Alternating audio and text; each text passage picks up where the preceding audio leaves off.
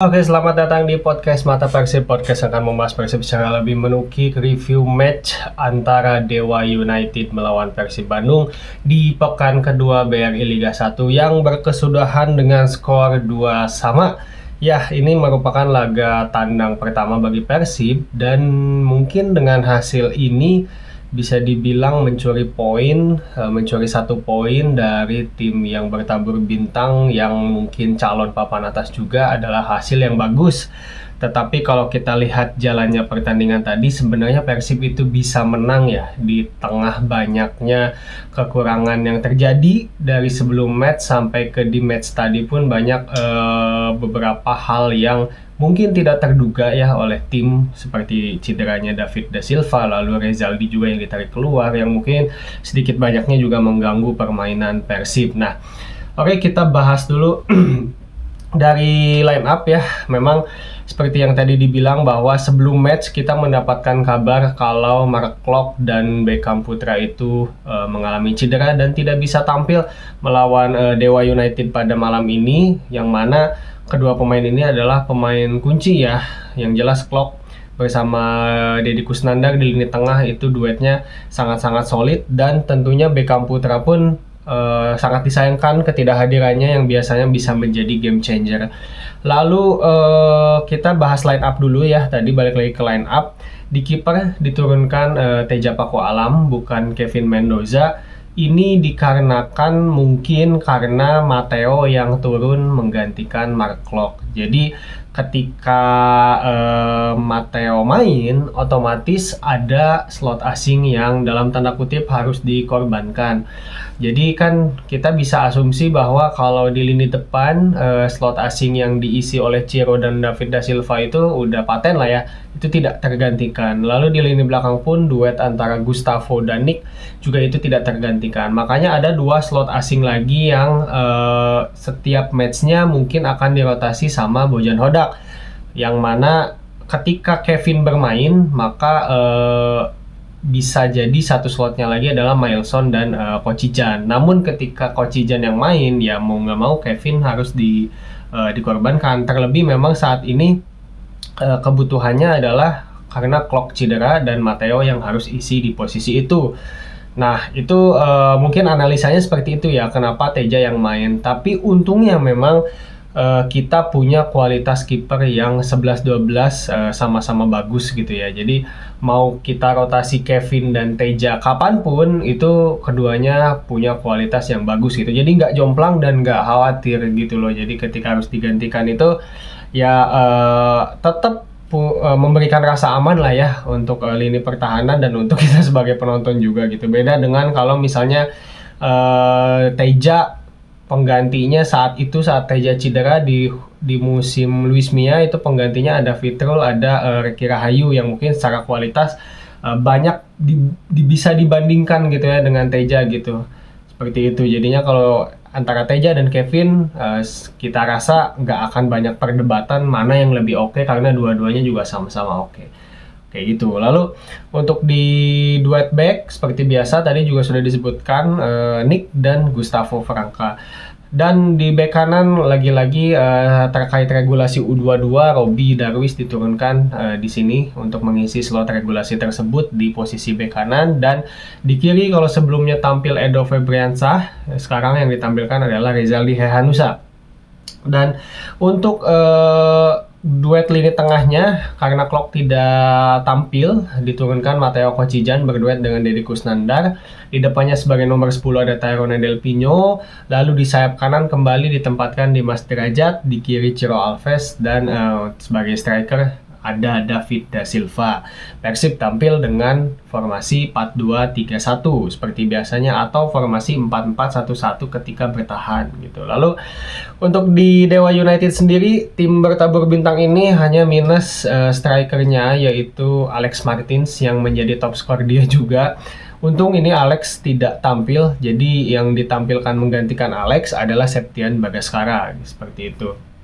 Nah, di babak pertama sendiri, khususnya di 15 menit pertama pertandingan, Persib menerapkan garis pertahanan mid block ya. Jadi tidak terlalu tinggi dan tidak terlalu ngepres. Jadi bener-bener wait and see, menunggu Dewa ini mau ngapain, yang mana Dewa pun meresponnya dengan ya memegang kendali possession aja gitu. Jadi bola dari Sonny Stephens dialirkan ke back, ke Risto, Angelo, dan Dewa mencoba mengalirkan bola progresi dari sisi sayap maupun tengah gitu. Semuanya dia coba karena ya secara possession mereka megang banget.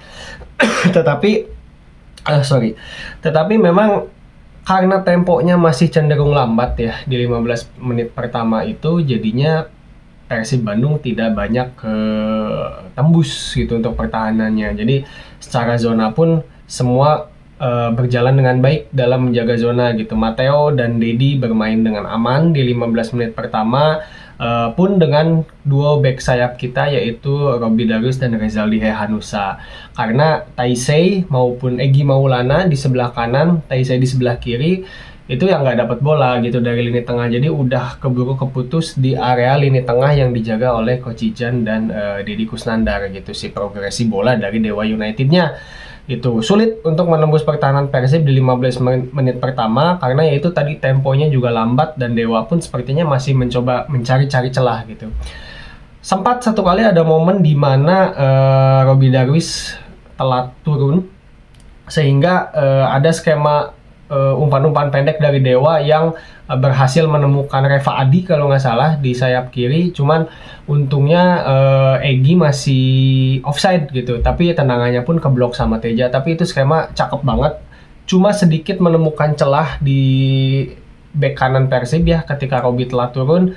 Tapi Dewa berhasil bisa langsung kirim umpan direct ke sisi kiri ke Reva Adi utama gitu. Yang Taisei-nya juga masuk ke kotak penalti, itu juga pergerakan tanpa bola yang cukup membahayakan seperti itu. Jadi possession mutlak ada di Dewa United dan sedikit aja Persib lengah, Dewa bisa mengirimkan bola ke kotak penalti. Tetapi untungnya tidak terjadi ancaman-ancaman ya, selain yang tadi offside, peluang offside-nya si Egy Maulana yang berhasil diblok sama Teja Pakualam seperti itu. Memang yang menjadi sorotan di sini adalah sisi kanan kita yang dijaga oleh Robby Darwish, di mana Robby Darwish ini pertama tadi juga sudah disebutkan dia sering telat turun ya ketika bantu pertahanan, dan bahkan justru Dimas yang mengcover posisi dia gitu. Jauh banget Dimas Derajat bisa turun sampai ke posisi bek kanan. Nah, selain itu Robby pun masih cukup mudah dilewati oleh Taisei Marukawa gitu. Jadi Taisei dribbling, melakukan trik muter-muter badan itu bisa melewati Robby Darwish dengan mudah gitu, yang ya bisa dibilang cukup ketar-ketir lah di pertandingan tadi gitu. Robby Darwish head to head melawan Taisei Marukawa seperti itu. Jadinya Dewa pun menyadari hal itu, Dewa banyak juga melakukan progresi ya justru ke sisinya Taisei Marukawa. Sementara di sisi sebaliknya yang Egy melawan Rezaldi itu hampir nggak kelihatan. Egy di babak pertama nggak terlalu kelihatan seperti itu karena lebih berat tadi ke sisinya Taisei Marukawa. Lalu Persib mendapatkan momentum untuk unggul 1-0 lewat skema awalnya throw in kalau nggak salah ya, selepas transisi dari penyerangan Dewa. Jadi secara organisasi pertahanan pun Dewa itu masih belum bisa jajar gitu backnya ya, kalau teman-teman lihat lagi. Jadi kayak masih berantakan gitu, dari lini tengah sama lini belakangnya Dewa itu masih berantakan, kayak baru balik menuju posisinya masing-masing. Tetapi Ciro berhasil melakukan key pass, umpan kunci ke Dimas Derajat yang nggak lama itu langsung menempatkan bola, menyodorkan bola ke Tyrone Del Pino yang sudah mencari posisi, dan itu Tyrone melakukan finishing yang sangat klinis ke ujung kiri gawang Sonny Stephens, dan 1-0 untuk Persib Bandung. Dan ini juga merupakan gol pertama Tyrone Del Pino di debut yang sangat manis. Tentunya gol ini diharapkan membuat Tyrone mendapatkan kepercayaan diri ya. Dan memang setelah unggul 1-0 Persib langsung menaikkan garis pertahanannya. Kalau tadi Persib itu banyak bermain mid block, bahkan cenderung low block juga gitu, garis pertahanan sangat rendah dan tanpa pressing. Tapi ketika udah unggul 1-0 Persib langsung tinggi garis pertahanannya. Ini terlihat dari Nick dan Gustavo yang banyak maju sampai ke depan dan berkontribusi juga dalam build up Persib gitu. Ya memang untungnya ketika Persib melakukan build up seperti ini, Dewanya pun tertekan gitu loh. Padahal ini kalau Persib melakukan kesalahan sedikit aja gitu, bisa dihukum dengan counter attack yang sangat cepat dari Dewa. Tapi sepertinya Dewa pun belum apa ya. Jadi ketika unggul 1-0 itu masih kaget, masih tertekan, jadinya memang setelah gol di menit 20-an sampai 30-an itu anginnya ada di Persib gitu. Persib bisa mengendalikan permainan dan lebih nyaman untuk memegang bola seperti itu.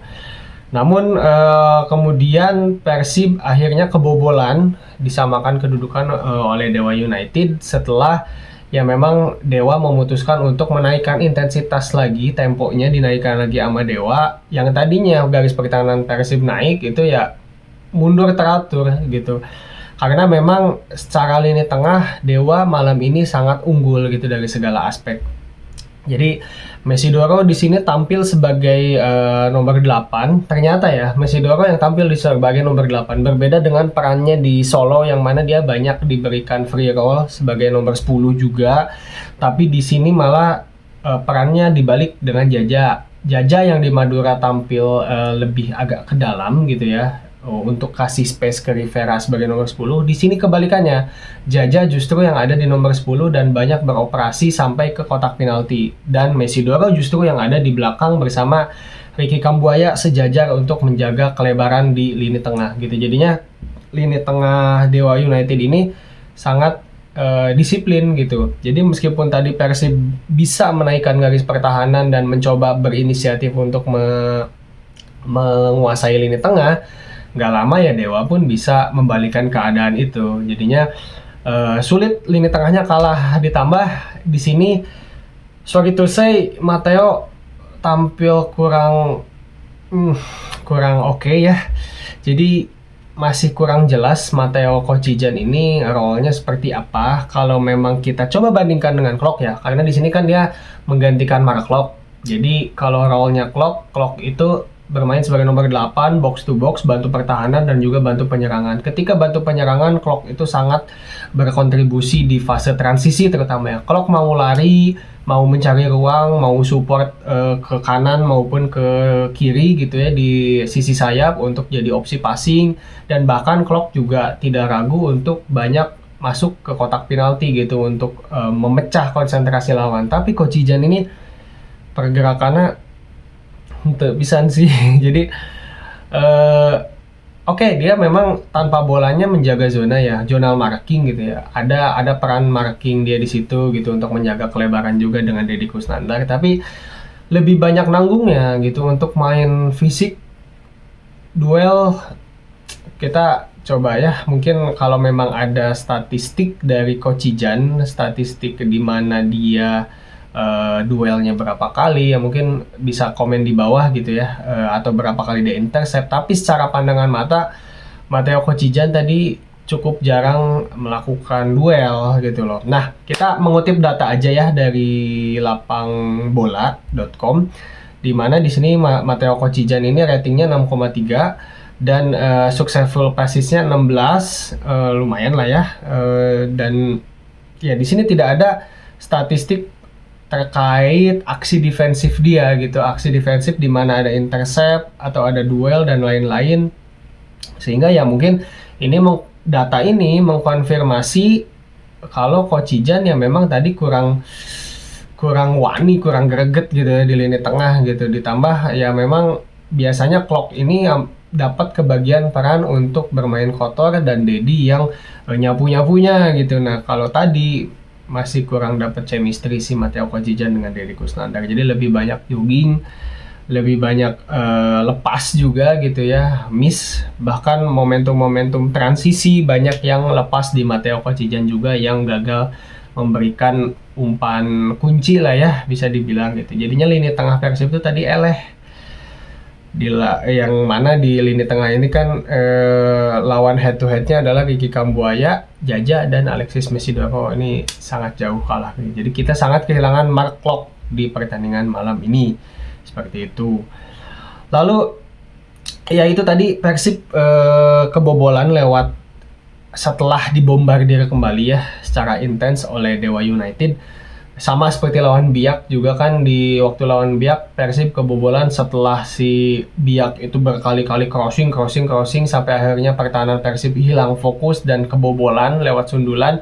Kali ini pun seperti itu, Dewa memborbardir pertahanan Persib berhasil clearance, bolanya dapat lagi second ballnya oleh Dewa serang lagi dan akhirnya organisasi pertahanan Persib agak goyang. Lalu Risto Mistrevski ya kalau nggak salah yang bebas sekali di sisi kanan kita ya.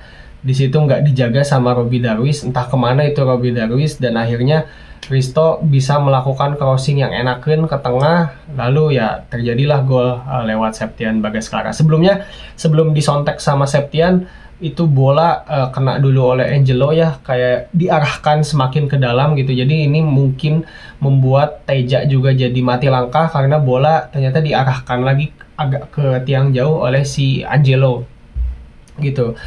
Nah, akhirnya 1-1 untuk Dewa United. Ini memang tugas untuk siapa marking siapa, lalu saling cover ketika satu pemain hilang posisi ini juga masih belum sempurna seperti di musim lalu, seperti itu.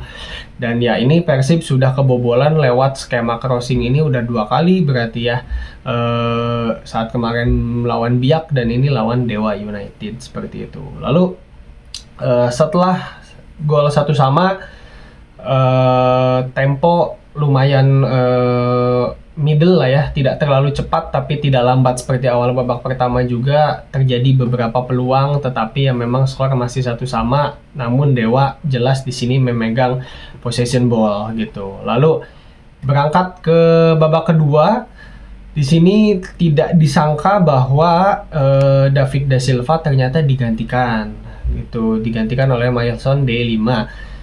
Kita belum dapat konfirmasi kenapa David digantikan, tapi mendapatkan kabar gitu ya kalau David ini katanya ada masalah gitu ya, entah cedera ringan atau seperti apa, tapi ada masalah sehingga Bojan tidak mau ambil resiko. Tapi nanti akan dikonfirmasi kembali ya gitu terkait kabar ini, karena ini pun tag podcastnya langsung setelah pertandingan, jadi mungkin nanti akan ada update, tolong komen di bawah.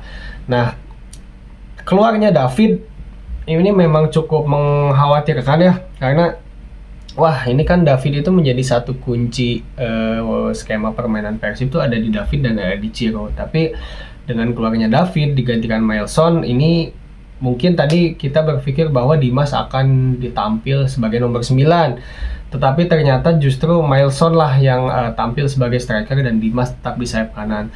Tidak lama berselang setelah peluit babak kedua dimulai, Dimas Derajat dari sisi kanan berhasil memberikan umpan kunci gitu ya, umpan direct jauh ke sisi kiri, ke sisinya Ciro. Lalu di situ Ciro menemukan Tyrone Del Pino yang sudah meminta bola gitu ya, langsung dia penetrasi ke kotak penalti dan berhasil mencocor bola gitu sambil agak diving seperti itu.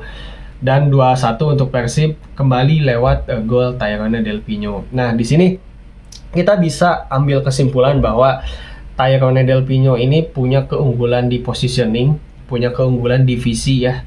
Visinya ini bagus ketika tanpa bola, dia 11-12 sama seperti Stefano Beltrame, jadi punya kepintaran dalam menempatkan diri gitu atau untuk positioning. Dan passing-passingnya Del Pino pun enakeun gitu. Cuman ya memang yang masih menjadi kendala Del Pino adalah fisik ya. Kalau dilihat dari pertandingan tadi, Del Pino ini masih ragu untuk lari gitu, jadi belum berani untuk lari, belum berani untuk duel gitu. Kalau Stefano di musim lalu kan, terutama ketika transisi sangat berkontribusi aktif untuk lari ke sana sini tanpa capek gitu ya. Nah tadi Tyrone itu masih ragu-ragu banget untuk banyak dribbling gitu. Yang ini memang dikonfirmasi juga gitu sama Tyrone-nya sendiri bahwa dia merasa di Liga 1 ini di Indonesia memang lebih fisikal gitu, lebih membutuhkan fisik duel lari yang lebih tinggi gitu ya ketimbang dia di Thailand gitu. Kalau di Thailand ya memang dia bisa lebih nyaman lama memegang bola tanpa harus berlari ya, tadi mengandalkan visi itu.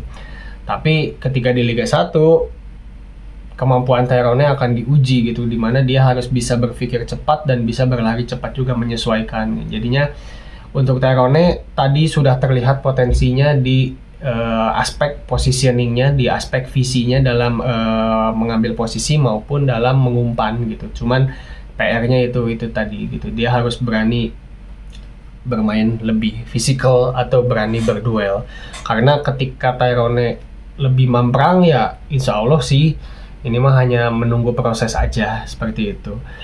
Lalu setelah unggul 2-1, Dewa tidak gentar, tidak seperti di babak pertama yang ketika Persib unggul itu Dewa agak keteteran dan agak menurunkan tekanan, dan memang secara mental Persib menang saat unggul 1-0 itu, sehingga Persib bisa menaikkan garis pertahanan. Nah kalau ini justru Dewa seperti melecut gitu semangatnya tuh, seperti termotivasi untuk kembali menyamakan keadaan. Dewa langsung bermain sangat terbuka, bermain cepat gitu dengan tempo cepat, dan di sini dilakukan switch play antara Taisei Marukawa dan Egy Maulana Fikri. Taisei yang sebenarnya di babak pertama ini tampil cukup baik melawan Robby Darwish ya di sisi sebelah kanan kita, ternyata ditukar dengan Egy gitu. Taisei yang di kanan dan Egy yang di kiri. Mungkin di sini Jan Olde Rickering, pelatih Dewa, menemukan celah bahwa Persib lemah dalam crossing, sehingga Taisei yang punya natural kaki kanan ditaruh di kanan untuk banyak mengirimkan crossing, dengan sebaliknya Egy Maulana Fikri pun di sayap kiri ditaruh untuk supaya banyak melakukan crossing juga. Dan memang itu yang terjadi. Dewa lebih rajin melakukan crossing di babak kedua, dan kemudian untuk mencari second ball ketika bolanya lepas, di situ Ricky Kambuaya juga Alexis Mesidoro siap mengincar bola liar untuk menendang entah itu dari luar kotak penalti atau memang bola liar yang ada di dalam kotak penalti, dan Dewa sangat-sangat membahayakan di babak kedua. Nah, untuk statistik pertandingan sendiri, Persib secara possession sudah jelas kalah ya. Jadi Persib ada di 36%, sementara Dewa ada di 64%.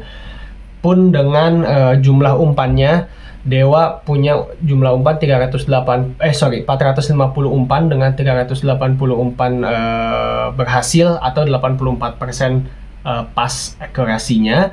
Sementara Persib hanya 287 umpan, yang mana berhasilnya hanya 210 atau 73%-nya. Dari jumlah umpan ini juga menggambarkan kalau memang ya Dewa banyak memegang possession. Nah, yang statistik yang mencengangkan lagi adalah key passes atau umpan kunci, di mana Persib hanya mencatatkan satu umpan kunci, yaitu umpan kunci yang tadi dilakukan oleh Ciro Alves, sementara Dewa United mencetak 9 umpan kunci, yang mana ini menunjukkan bahwa Dewa tadi sangat mengancam gitu ya. Tapi untungnya Teja Paku Alam guys, eta hiji hatur nuhun Teja, penampilannya sangat-sangat gemilang. Kalau bukan Teja mungkin tadi kita ketinggalan bisa 4-2 gitu lah, dan bisa kalah tentunya gitu. Apalagi peluang yang Altabalah itu yang di menit-menit akhir, menit 88-an gitu ya kalau nggak salah, eta kacau sih. Eta mah geus pasrah gol, tapi ternyata Teja gila, mantep parah itu Teja Paku Alam. Seperti itu. Jadi selanjutnya ya gol kedua Dewa ya. Dewa menyamakan kedudukan lagi-lagi lewat skema ini dari free kick, tapi ya kita katakanlah itu crossing juga gitu ya. Umpan Alexis Mesidoro benar-benar bisa menembus sampai ke belakang garis pertahanan Persib, yang mana di situ menemukan Egy yang tinggal mencongkel bola dengan mudah gitu ya. Dan ini juga lagi-lagi PR Persib yang masih belum terselesaikan ketika ada crossing, ketika corner kick maupun ketika free kick seperti ini. Siapa menjaga siapa, itu pembagian tugasnya gitu secara organisasi pertahanan masih kurang bagus. Jadinya ya kebobolan lagi tuh lewat nukil-kil gitu. Sementara kalau lewat open play, beberapa kali Dewa ya melakukan counter attack yang cukup membahayakan, seperti misalnya 2 lawan 3 atau 3 lawan 3 gitu. Misal counter attack yang diinisiasi sama Egy sama Marukawa, itu tuh selalu berhasil bisa kita antisipasi dengan tenang gitu. Tetapi ketika itu udah crossing, udah corner, nggak tahu kenapa selalu tegang gitu, selalu berantakan. Bahkan Nick Kuipers aja yang punya tinggi menjulang, ketika duel udara teh bisa wae eleh gitu loh. Yang mana ya ini mungkin jadi kelemahan juga ya, entah itu commanding areanya, entah memang pemainnya yang tidak fokus, lengah. Ya ini mungkin yang akan menjadi evaluasi sama Bojan Hodak gitu, yang sangat-sangat jadi PR untuk di next match gitu. Lalu menit 80 ke atas, Matteo Kocijan digantikan oleh Rahmat Irianto. Ya ini memang udah seharusnya digantikan. Matteo geus begitu puguh di babak kedua, geus beuki butut lah mainnya gitunya di babak kedua. Lalu Persib juga memasukkan Rian Kurnia dan Adam Alis gitu. Harapannya memang tenaga-tenaga baru ini yang bisa membalikan keadaan, tetapi skema Persib tanpa David da Silva nggak jalan. Baik itu counter attack maupun saat build up pun mentok gitu. Jadi mentoknya tuh selalu di sayap. Persib build up progresi ke sayap karena di tengah tuh udah kalah total. Jadi hanya berani bola itu setelah dari Nick atau Gustavo itu langsung diarahkan ke sisi sayap. Baik itu ke Robbie Darwis maupun ke Rezaldi yang digantikan juga sama Edo, karena Rezaldi ada benturan dan langsung ditarik keluar. Dari Edo maupun dari Robbie langsung diarahkan ke sayap masing-masing, entah itu ke Ciro, entah itu ke Rian Kurnia. Nah tapi di situ mentok, Rian maupun Ciro nggak bisa balik badan untuk membawa bola lari sampai ke ujung dan mengirim crossing, itu nggak bisa. Sempat beberapa kali dicoba Mailson ditukar sama Ciro yang jadi central forward dan Mailson yang di sayap kiri, itu juga masih sama. Persib beberapa kali mendapatkan peluang atas fisik pemain Dewa yang lelah, tapi ya ini karena memang ini sepertinya udah mengandalkan individual brilliance, tidak ada skema yang berjalan gitu ya. Akhirnya ya buntu-buntu juga gitu. Jadi Ciro bawa bola, gocek, ada pemain yang udah buka ruang untuk minta tapi Ciro nggak kasih gitu. Mailson bawa bola juga umpannya nggak nyampe.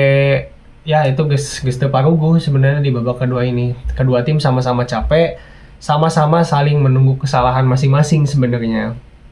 Untungnya ya memang Dewa juga capek, dan beberapa kali momentum itu banyak hilang di Taisei Marukawa sebenarnya. Nah, Dewa di menit 80-an ke atas ini sudah menempatkan Alexis Mesidoro yang jadi central forward dan false nine lah ya, bisa dibilang nggak central forward diem di depan, tapi si Mesidoro ini juga berkali-kali mundur dan tukeran posisi juga sama Taisei seperti itu. Cuman untungnya si Taisei lo teuing ngagocek, lo teuing gutak-kitak, jadinya banyak kehilangan momentum juga sebenarnya. Tapi tetap sangat-sangat membahayakan si Dewa ketika dapat bola dan bisa counter attack. Sementara Persib banyak membuang peluang di sisa babak kedua, dan akhirnya peluit panjang pun berakhir setelah Persib mendapatkan 2 kali corner yang gagal dimanfaatkan seperti itu.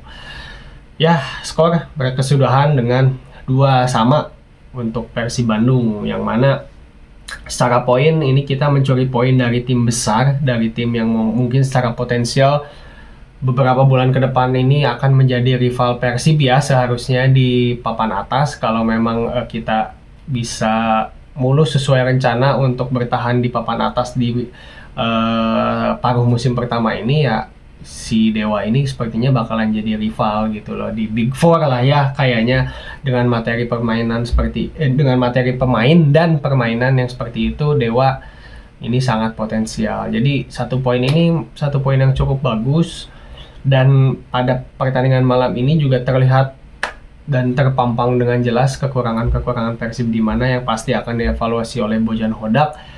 Tetapi ya sayang gitu ya, brace-nya Tyrone di debutnya tidak berhasil membawa kemenangan, dan sebenarnya kita sudah unggul 2 kali. Eta sih nu lebarna, eta unggul nu bikin lebar tuh gitu. Jadi bukan Persib itu malam ini bermain bagus gitu ya sebenarnya, bukan bermain bapuk gitu ya, tidak bermain jelek-jelek banget gitu. Jadinya ketika sebenarnya bisa unggul 2 kali, tapi ya sayang gitu ketika bisa disamakan 2 kali juga oleh Dewa United seperti itu. Oke, sekian mungkin ya untuk review kali ini. Next match akan melawan Arema FC di home tanggal 25-nya kalau nggak salah. Persib akan menjamu Arema FC sebelum jeda internasional di September, di mana timnas akan melawan Saudi Arabia dan Australia, yang mana ada kabar baik juga, kita mendapatkan tambahan amunisi baru yaitu Martin Paes. Oke, sekian dulu untuk review dari Mata Persib di malam hari ini. Jangan lupa like, komen juga kalau teman-teman punya pandangan soal pertandingan malam ini melawan Dewa United di kolom komentar, dan tentunya jangan lupa untuk subscribe karena kita akan selalu review pertandingan baik itu pertandingan di Liga maupun nanti di AFC juga ya, insya Allah akan kita review. Jadi ya pastiin untuk subscribe dan nyalakan lonceng notifikasi supaya nggak ketinggalan dengan konten-konten dari Mata Persib. Jangan lupa juga untuk follow sosial media kita di @matapersib, baik itu Instagram maupun TikTok. Oke, sekian, sampai jumpa nanti di review match melawan Arema FC tanggal 25 Agustus jam 7 malam ya pertandingannya. Dan Assalamualaikum warahmatullahi wabarakatuh.